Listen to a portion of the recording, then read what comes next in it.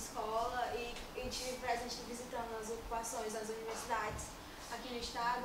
Eu gostaria de saber o que você faria para trazer a proximidade daquela juventude que estava lá presente e que, que é apaixonada pelo partido e que não está ingressada em nenhuma corrente e que quer estar próximo, mas não consegue ter um diálogo, que não consegue ver as atividades do partido.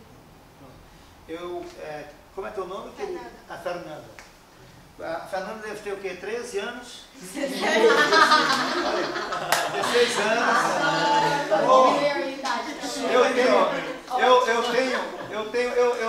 Eu tenho uma felicidade, não é? Principalmente nesse meu temperamento que eu falei, do ponto de vista de me sentir jovem e tal. E eu tenho 5 filhos.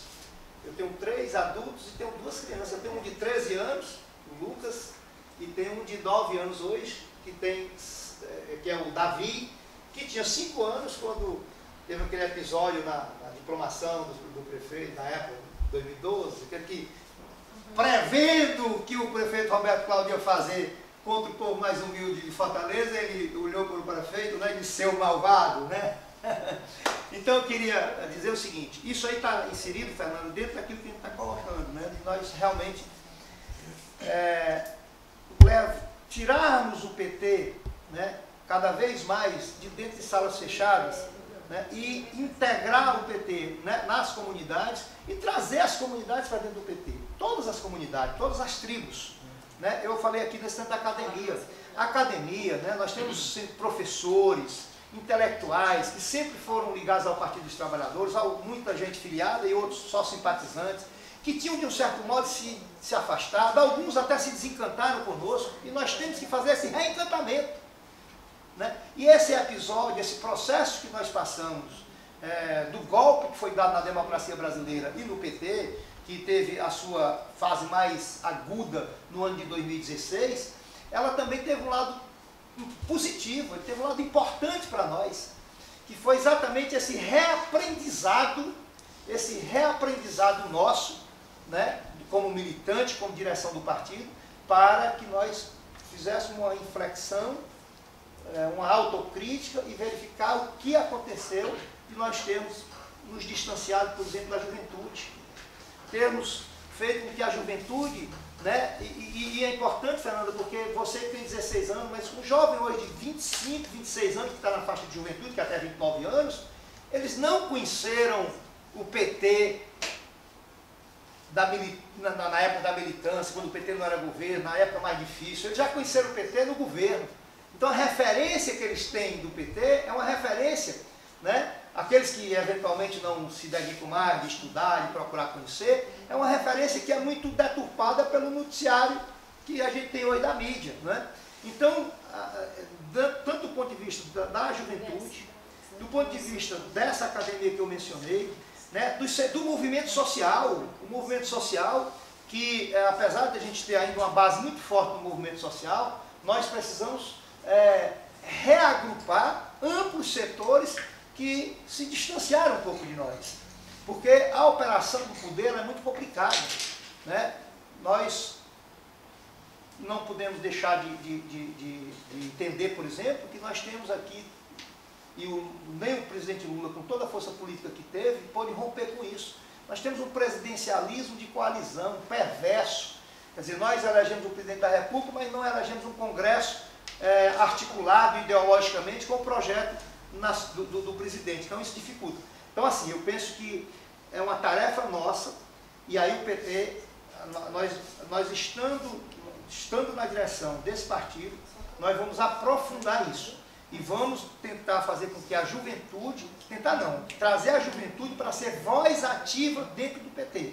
O setorial de juventude ter, de fato, uma presença de destaque para levar o debate político, né, inclusive para se contrapor a essa estupidez da elite dominante que está aí nessa onda direitista de falar aquela história, aquela maluquice de escola sem partido. Né?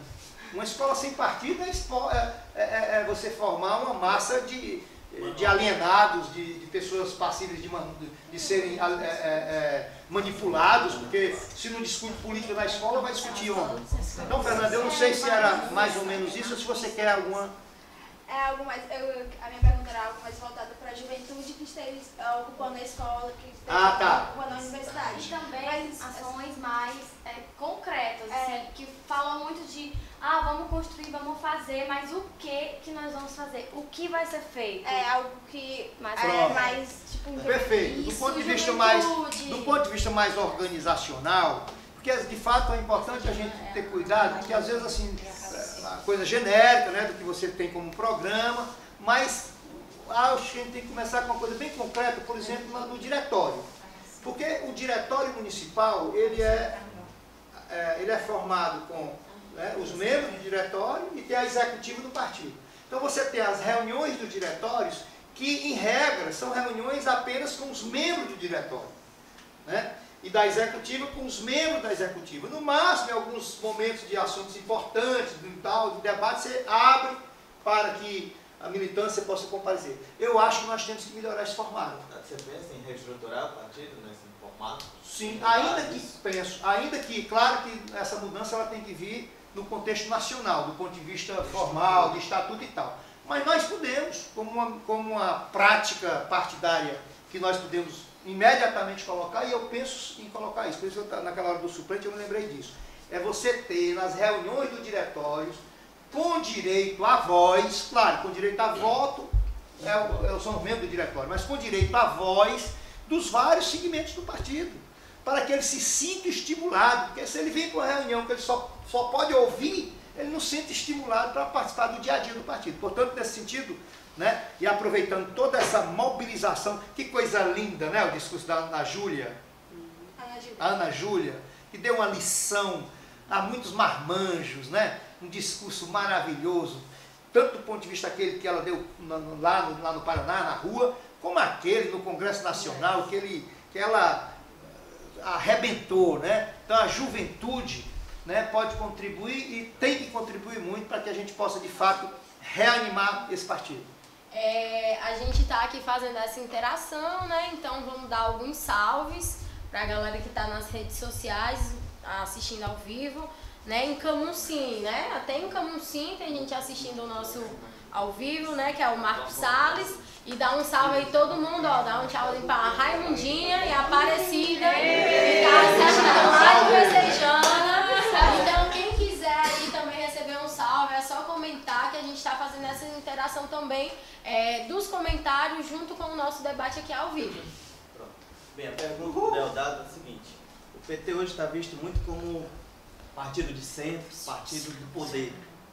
Como é que ele vê para fazer essa mudança, trazer o PT de volta para a esquerda? O jovem vê o PT como partido do contra, realmente, contra essas coisas erradas, contra a corrupção, contra tudo isso. Perfeito. Eu acho que isso aí, companheiros, o Ítalo, viu, gente? O Ítalo coloca uma coisa que é fundamental de tudo isso que nós estamos discutindo aqui, porque nós estamos no momento da discussão da renovação da direção do partido. E esse é um momento crucial do Partido dos Trabalhadores. Porque, de fato, nós perdemos muita militância e muita simpatia na parte, digamos, mais positiva, que eu tenho uma certa complacência, uma certa compreensão, por aquilo que eu falei, da questão do presidencialismo de coalizão, né? Nós tivemos um governo, não foi um governo revolucionário, não foi um governo, nós não tivemos um governo de esquerda. Nós tivemos um governo que se sujeitou às condições objetivas, à correlação de força, sobretudo dentro do Congresso Nacional. Não mudou as regras do jogo e tal. E que foi muito expressado isso, que a gente tem até críticas, embora a gente tenha que também compreender o momento conjuntural da época, aquele momento histórico, que foi a famosa carta do Lula, né, de 2002, a carta aos brasileiros. Agora, nós temos que ter uma compreensão. A elite brasileira, ela não tem jeito, ela é conservadora, ela é homofóbica, ela é preconceituosa, machista, né? Racista, né? É o pessoal que ainda não conseguiu se desvencilhar do sentimento da casa grande. Essa que é a verdade. No máximo, eles tentam ali, às vezes, porque também são como camaleão, eles se ajeitam de acordo com a conveniência.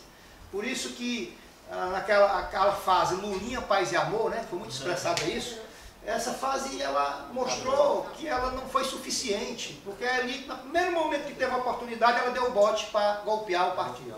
Então nós temos que, de fato, principalmente para mostrar a essa juventude que não conheceu o partido daquele momento, que ela possa perceber que, apesar do partido ter feito parte desses governos, ter conseguido avançar, mas que ela não pode fazer um julgamento do PT muito duro com relação a essa questão. Eu me refiro no sentido de dizer o seguinte, que o partido tem sim uma raiz revolucionária, tem uma raiz que quer colocar transformações na sociedade brasileira, quer fazer de fato, né, romper com essa cultura da Casa Grande. Para isso nós temos que de fato avançar, né, mobilizar esses amplos setores da sociedade, e a juventude é fundamental para isso, né? E dentro do processo interno do PT é o que está colocado hoje. A eleição aqui em Fortaleza está claramente nessa linha, meus companheiros, e no estado do Ceará. A candidatura do companheiro Almano também tem que fazer, nós vamos fazer essa discussão. Nós não podemos, como eu disse, nós não podemos admitir que um partido da tradição do Partido dos Trabalhadores se deixe cooptar pela ânsia de poder. Aqui, a disputa do município é isso. Nós temos essas várias correntes que estão em torno da minha candidatura, que não é em torno do Deodato, é em torno de um projeto coletivo que tenha a compreensão de que aqui em Fortaleza nós não podemos deixar que o Partido dos Trabalhadores vá cair nas mãos dos Ferreira Gomes. Que o PT seja influenciado, né, a partir do gabinete do prefeito Roberto Cláudio, porque o que está discutido hoje é isso, são dois projetos. É um projeto que quer afirmar o PT como um partido de esquerda, que quer afirmar um partido que no curto prazo, né, que no curto prazo vai preparar o partido para disputar a eleição de 2018 com o companheiro Lula e sem vacilação.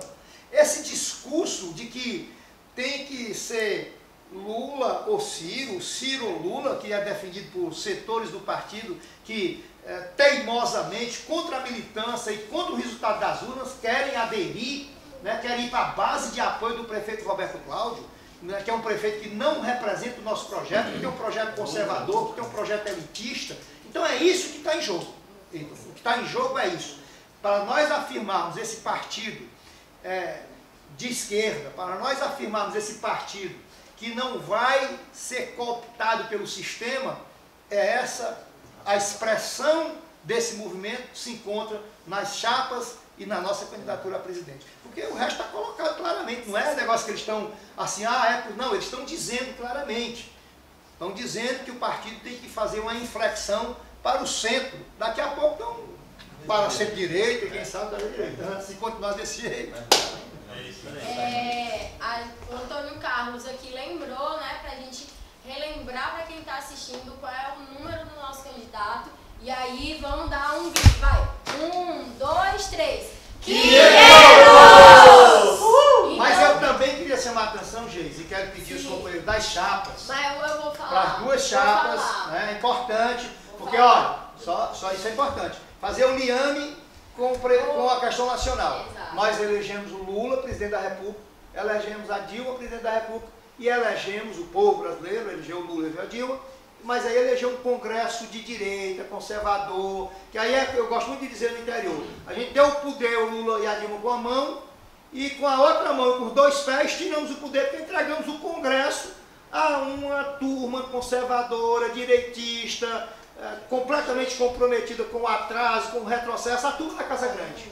Isso aí. Então, gente... Do mesmo jeito, escuta, eu não completei. Aí, do mesmo jeito, nós precisamos ter um diretório antenado com essa postura. Gente, vamos lá, de novo. Qual é o número do nosso presidente? O PT Fortaleza? 500! Vamos lá, então... Vamos aproveitar e dizer o número das chapas. Aproveitar, porque como o Deodato já relembrou, Né? Nós temos duas chapas da esquerda do PT que nós precisamos fortalecer. Sem ela, o nosso futuro presidente do PT vai estar ali numa situação complicada. Então, nós temos a chapa Mudança com Democracia e Unidade para o Socialismo, o número é 600. Vai, Matheus, a outra chapa. A Unidade para a Reconstrução Socialista, que o número é 660, não é isso? Que é a 460. Então são essas duas chapas que a gente precisa fortalecer domingo, dia 9.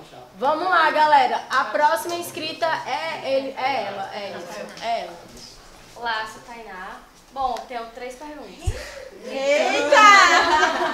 A primeira questão é assim: eu acredito que o partido, com o papel social que tem, precisa estar sempre se construindo e se reconstruindo. Então, assim, eu acho que o que a gente está vivendo hoje vai acontecer de novo e vai acontecer de novo, e o partido tem que estar sempre pensando nisso, em como se reconstruir, em como alcançar coisas que hoje ele pensa que talvez não seja alcançável. Então, a minha pergunta, a primeira, é: você garante que você vai conseguir e vai continuar tentando reconstruir o partido, tentando pensar em novas coisas, tentando reinventar mesmo o PT? Tá, vou fazer logo lá as 3, que aí ele faz uma fala só. É isso. Pronto. A segunda é: qual formação que pode ter os candidatos a vereador, prefeito e etc. Porque, assim, o que eu não vejo uma formação política, assim, efetiva e que realmente vá de acordo com os valores do PT, e os candidatos, às vezes, eles vão lá para atuar e meio que perdidos, sem saber o que fazer e nem nada. Isso. O pior é que tá a hora, como a galera tem um pouquinho mais de idade, acha que não precisa de formação política. Quem é candidato, quem já é vereador. Quem é parlamentar acha que não precisa de estar muito bem formado. Exatamente. Essa é a segunda pergunta. E a terceira é: o que a gente pode fazer para acabar com uma certa mania mesmo, uma cultura de superestar dentro do partido, aquela coisa de tal pessoa falou isso, então aquilo ali é o certo. Ou então, tal pessoa pegou o microfone, não vou falar nada porque eu não quero me opor àquela pessoa. Assim, essas coisas que não são construtivas dentro do partido, porque a gente não se sente à vontade. Eu digo a gente, é o jovem que às vezes chega aqui no plenário, vê um cara que às vezes está dentro da Câmara falando umas atrocidades e é do PT, sabe? Então, assim, o que a gente pode fazer para poder tentar dialogar mais, tanto entre as correntes quanto entre os parlamentares, para que a gente não crie essa cultura que é muito perigosa, que o capitalismo já evidencia demais, que é a coisa dos heróis, que é a coisa de os heróis que vão fazer tudo pela gente, que a gente não precisa fazer nada. São as 3 perguntas. Bom, são bem complexas as questões que foram colocadas para a Tainá, mas se eu for aqui esquecendo, ela vai me lembrando. Pronto. Mas primeiro eu acho que você toca numa questão assim, que é fundamental dentro dessa linha de reconstrução, né, de reencontro do PT com as suas origens. Né? Eu me lembro, quando você estava falando, eu estava me lembrando na época, sabe de quando? Quando eu era, nem eu era do PT ainda na época, mas eu já era dessa militância de esquerda e com a grande companheira Maria Luísa Fontinelli, que ela era deputada estadual, e era naquela época dura ainda, da ditadura, e eu participava muito das comunidades eclesiais de base, no município de Aratuba e em Tauá.